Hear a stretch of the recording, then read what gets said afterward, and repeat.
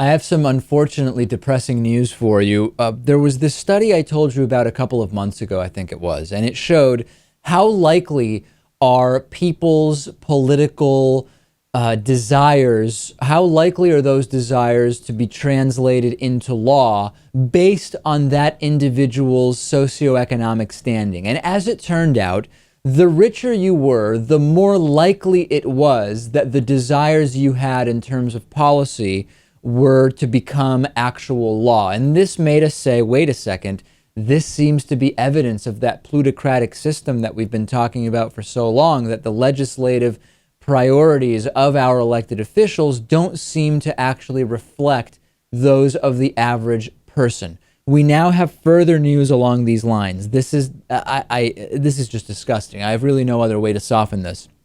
There's a new study by two political science professors which found that ordinary Americans have virtually no impact whatsoever on the making of national policy in the United States. The analysts found that rich individuals and business-controlled interest groups largely shape policy in this country. The study is called Testing Theories of American Politics, Elites, Interest Groups, and Average Citizens. It will be in the fall 2014 edition of Perspectives on Politics.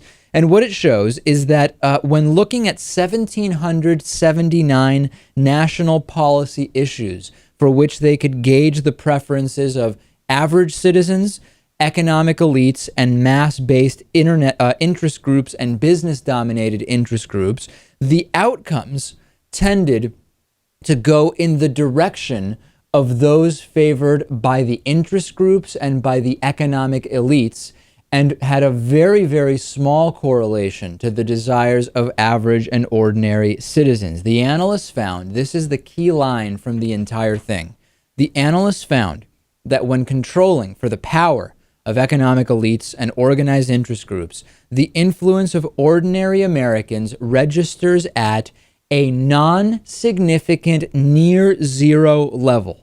The analysts further discovered that rich individuals and business-dominated interest groups dominate the policy-making process.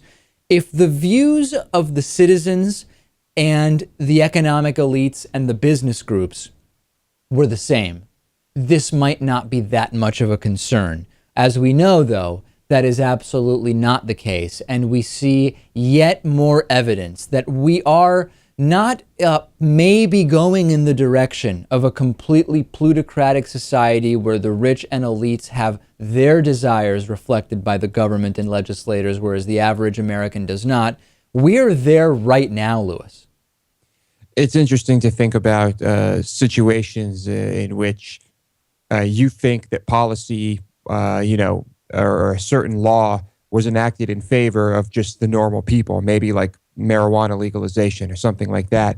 But then when you think about it behind the scenes, chances are Philip Morris, big tobacco companies, big farm companies and farmers, lots of rich people probably thought that they could make a lot of money off that. So maybe that's the only reason it passed. And this is why I'm not optimistic about when I hear about all of the FCC comments, the comments that were made to the FCC regarding net neutrality. That's great.